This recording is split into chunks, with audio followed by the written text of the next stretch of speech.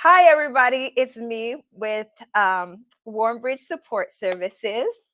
Super excited today. If you have been following what we have been doing with Warmbridge Support Services, one of the things is setting up a foundation, establishing a foundation of what, and just sharing what we are doing with the company and where we hope to expand and where we hope to go.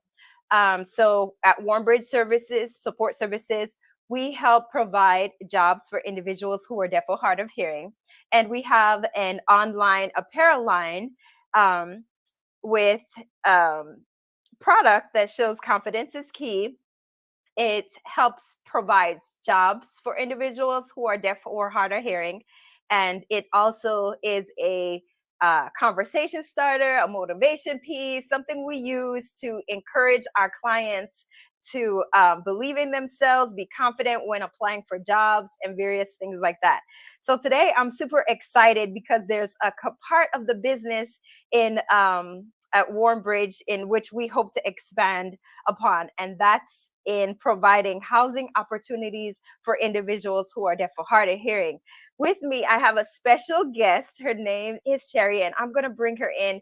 Today's going to be like a think tank session, and she is going to think with us on how we can make this vision a reality by helping to provide housing opportunities for individuals who are deaf or hard of hearing. All right, so let's bring her in. Hi, Hey, Sherry. How are you? I'm well. Thanks for asking. Awesome, awesome. So you just give us a little bit about. Thank you for agreeing to meet with me in this think tank session. Can you tell us a little bit about yourself? Well, sure. My area is in the area of deaf and hard of hearing education for students with um, deafness or low hearing ability. And I've been a teacher for more years than I'm going to tell you. Oh, more just ridiculous. But I actually met you when we were teaching together in Colorado, where I live. And I work in a transition program that focuses on the different areas that you actually are trying to serve right now in Warmbridge Connections, which I know what a huge need there is. The program I work in is focused on trying to address those issues, which is why I will come in and talk to you about the things I think are important and how they can happen. But um, I do know that in many schools, whether it's in a school for the deaf or a school for the deaf and blind, any schools, it's schools that are just regular schools, sometimes the transition piece is not there. And when students leave the programs, they don't know how to get jobs or even how to pursue post-secondary education, because you need to be prepared for that.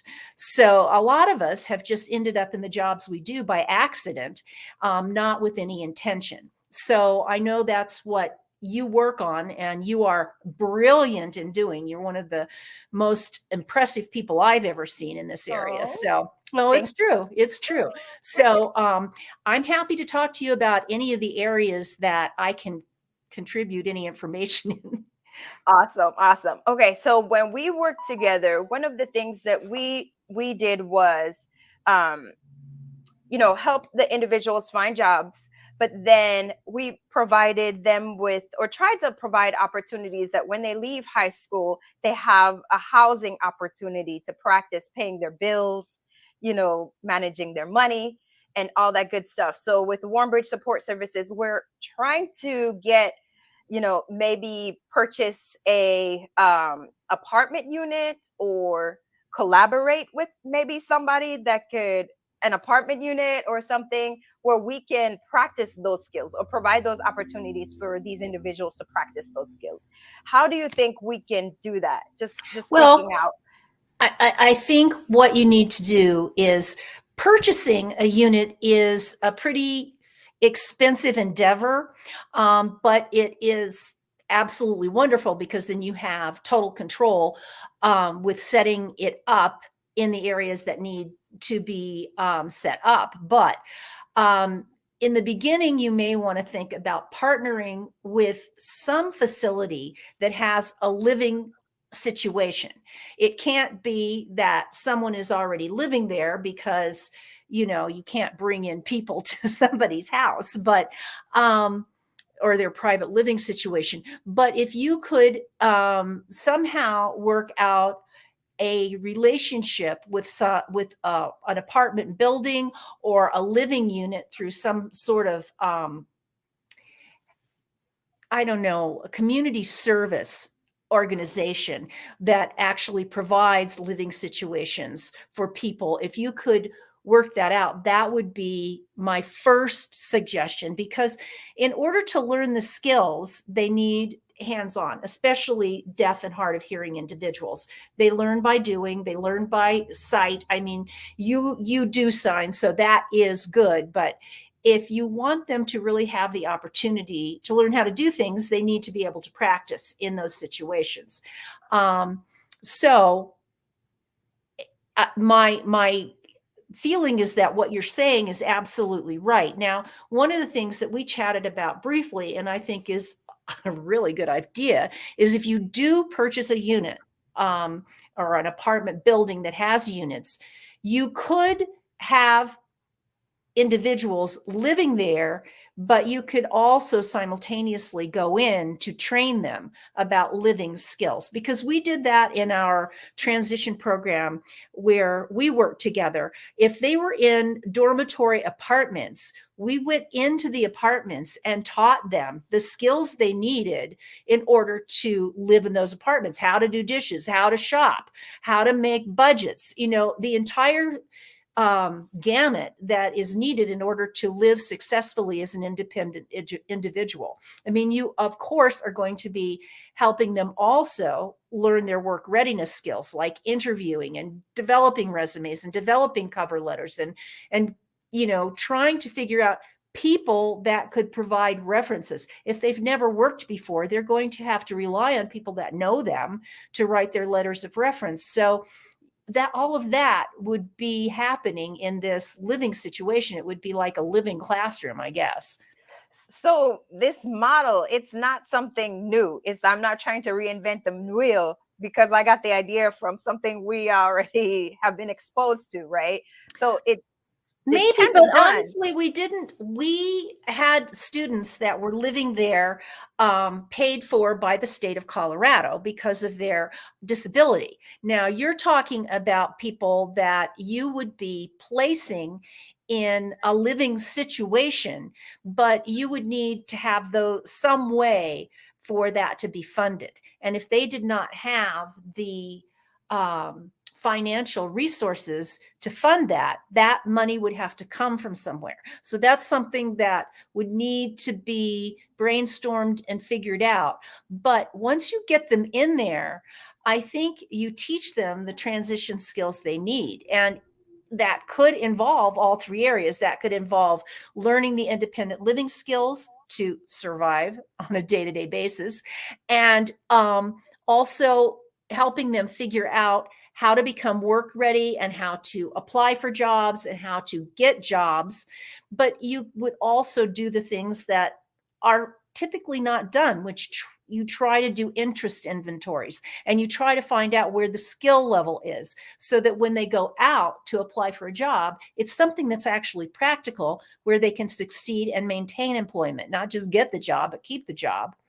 And then if the job requires some outside training beyond what they'll actually learn on the job, that would be some post-secondary help that they would need. So those are all things that might require some outside funding resources that would collaborate with you in order to provide those kinds of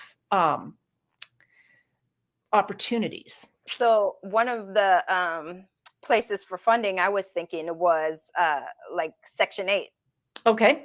Do you think that might be an option? Like, I am not as familiar with Section 8 as probably you are. I mean, I know that is a funding resource, but I would investigate that, and I would actually find somebody who is very skilled and familiar with Section 8, and bring your business plan to them and say, this is what I want to do. Can Section 8 actually provide the funding for this? What about like investors, like people who already have apartments, like you were saying? Or what about a college, like with the dorms? Could I go speak to a college Uh, person? I would go to them and say, look, usually dormitories are tied up in the college funding, and they have certain, accounts that are assigned to those particular areas. But, it doesn't hurt to ask.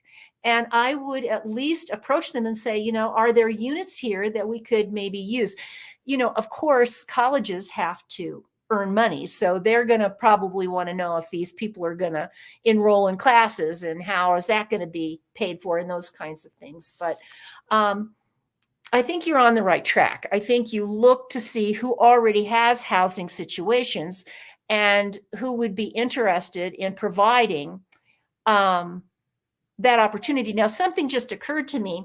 At our church, we will often do housing for immigrants from other countries that are fleeing difficult or impossible circumstances and wind up in our country, and they don't have any place to live when they get here.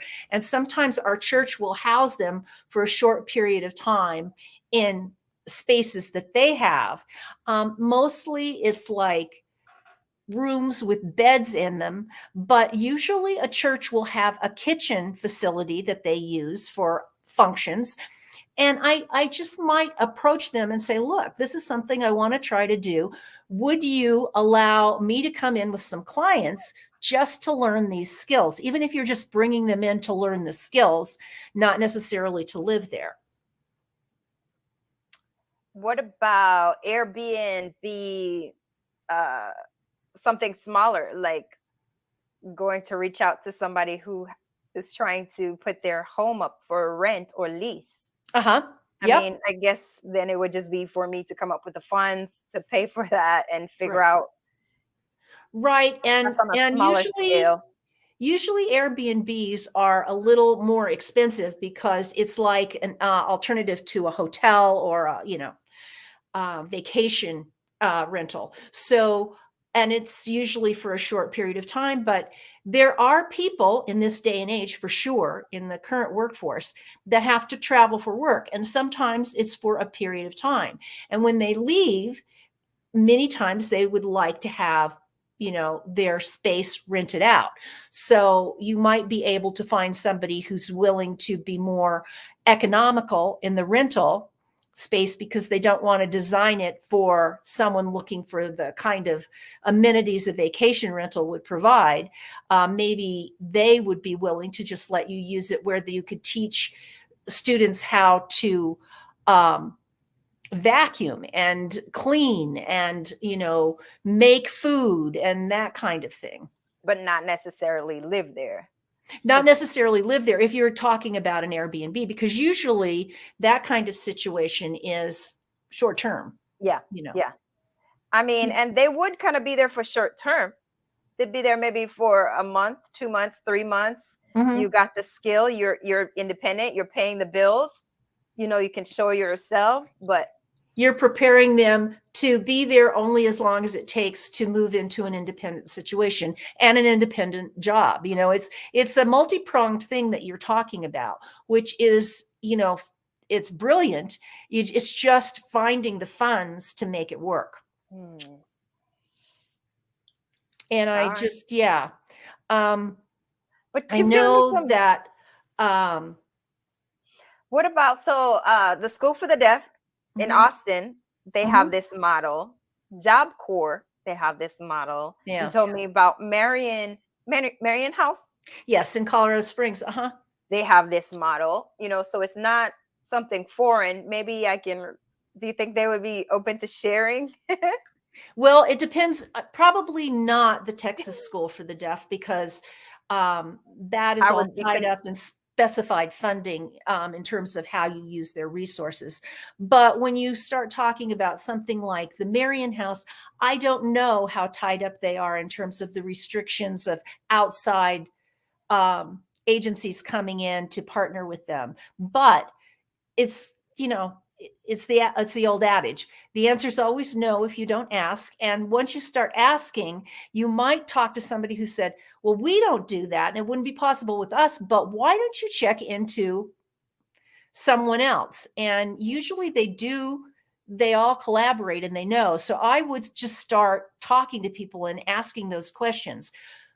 But I think it's important that you present what it is that you're trying to do, because it's amazing, and I would think they would probably want to get involved with it. And then of course you'd want to get outside like media coverage, so that in case somebody that's sitting in their living room going, oh, I could help out with that, and morning news shows are always looking for something to like say, hey, look at what's going on here. Isn't this cool? If you are interested in providing some support, this is who you contact. I would probably go that route for sure. Wow. That's another level. Well, but I mean, I think it's like you're saying, it's hand in hand. You want to get the word out, and the news stations, that's their business. They want to get the word out. So they're looking for good stories. I mean, one of the pieces on our morning news here locally is called School Buzz, and they go into the schools and they try to look for cool things that are happening in the school just to let the community know what's going on. So I mean, this is actually not a school thing, but it is a community thing. Absolutely. What is something so I guess what is something you would tell parents who have individuals, because we were talking about that as well. Maybe some parents might not know about this being a resource with the workforce, and that I will tell you this, that not all schools have transition programs. Certainly the Texas School for the Deaf has one. And I believe some public schools have them. Some charter schools may have them, but a lot of public schools do not. They basically rely on students' families to prepare them for the world after high school. And that might include trying to help them figure out where they're going to go to community college or university, or wherever they're going to go, a trade school perhaps, after they graduate, in order to figure out their next steps. And I don't think students in all families are being exposed to the transition skills they need. Like they may not know about independent living, how to grocery shop. I mean, I know this sounds silly, but it's real. They don't know how to plan meals so that when they go to the grocery store, you buy a box of cereal and how many days will that last you? And oh, wait a minute, you also need to buy milk with a cereal, and how to look on the computer for recipes, how to make economical, meals. Those are all transition skills that need to happen, especially with disabled individuals. Students who are deaf and hard of hearing may not have picked up information that students that hear have picked up just by hearing it and knowing what to do. So I just feel like a lot of parents haven't prepared their children, maybe because of communication issues, or just because they think they're learning it at school, and once they get out of school they don't know what to do. Some students don't even know how to open a banking account or get a credit card. None of that. And worse than that, they don't know what credit is and how you can get in credit trouble, or how it's important to build credit. I mean, these are all things that need to be taught. And kids don't always know that, especially kids that are coming from families where both parents have to work full time and don't have the time to teach them and just hope that they'll figure it out. It's really a need And when I was saying to you, I might try to reach out to parents who are just desperate for someone who knows how to do these things, how to impart this information and knowledge to students that are coming out of high school and preparing to go out into life. Like, how do you even pick out where you go for your next steps, like a community college? Do they even have programs there? I mean, you don't want to go there and pay all this money to go to community college if you're not going to come out with any skills or a way to get a job, and you have to know how to look at job demand. I mean, what if you finish your program in 2 years and there's no jobs? So, all of this, parents need to know you provide these services, and how to get kids that are still in high school ready to connect with Warm Bridges. Yeah. That's And something. just something to chime in real quick on that note, I Mhm. just recently learned that individuals who are deaf or hard of hearing, depending on their hearing level or Yeah. their hearing loss, how much, Mhm. they can go to college for free. And some Well, parents, if they're with DVR, they can. And oh no, the state of Colorado, they have it where they can go to college for free. oh, you think so? Yes, they do. They have programs. I just recently learned of Oh, because really? I'm helping one of my clients right now get connected, and she was like, "Do you know about this program?" And I was like, "I didn't know that." And she said, "Yes, Texas offers has a program where individuals who are deaf or hard of hearing can go to school for free." And so, I yes, would be really interested in knowing what that program is, because I've never heard of that. And I know for my students at the School for the Deaf, they try to get connected with DVR so that their school can be subsidized. and let me get that for you because I it's fresh right here, fresh Okay. off the Now, block. is this a federal program, or is this state by state? State. Okay. It's And in the it exists in Texas, and it exists in Colorado, because I've never heard of it. I don't know that it exists in Colorado. I I know it. Yeah, never I heard of know it. Texas for sure because we have someone applying for it. Where is it? Yes, and I was like, wow, I didn't know that was a thing. And I'd how many? start getting my clients connected to that program. Absolutely. What is the name of this program?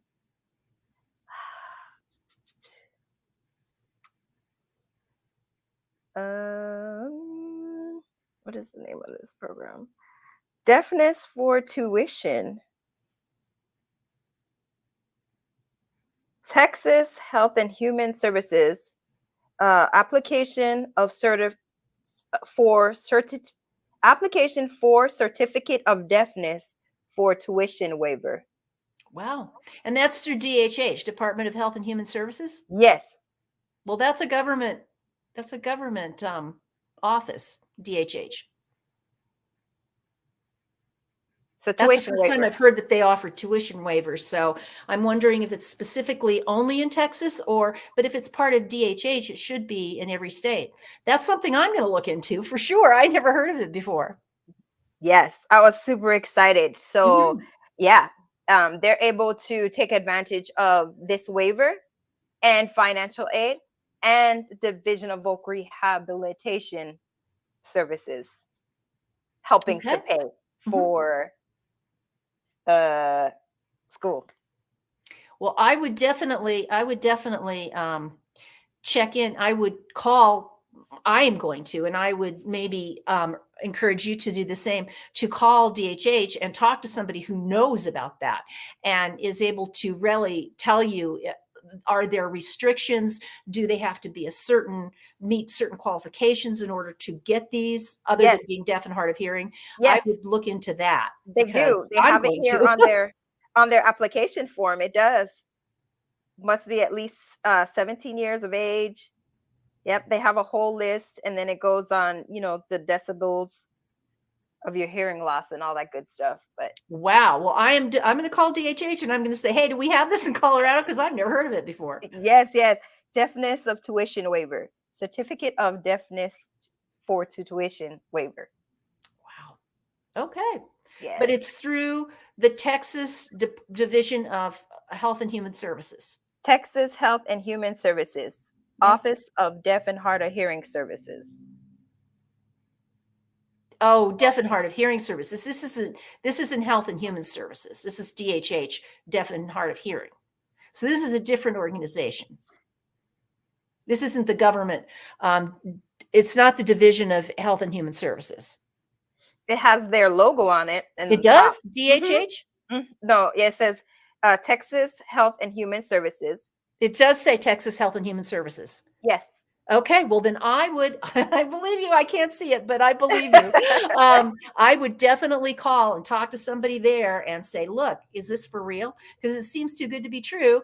And if it is for real, is it in every state? Because I don't know how in the world, I've never heard of it before. It said Texas, so I'm just saying. Yeah. local So to I'm the interested state. to know if it's just there. Yeah. But DHH definitely- receives government funding, so I don't know. It's I interesting. was definitely excited when I heard about it. I was Yeah. like, how many people don't know? Is it just me? Yeah. That's wonderful. That's amazing. Yeah. That's So- good. Awesome. Well, that's gonna wrap up our conversation for today.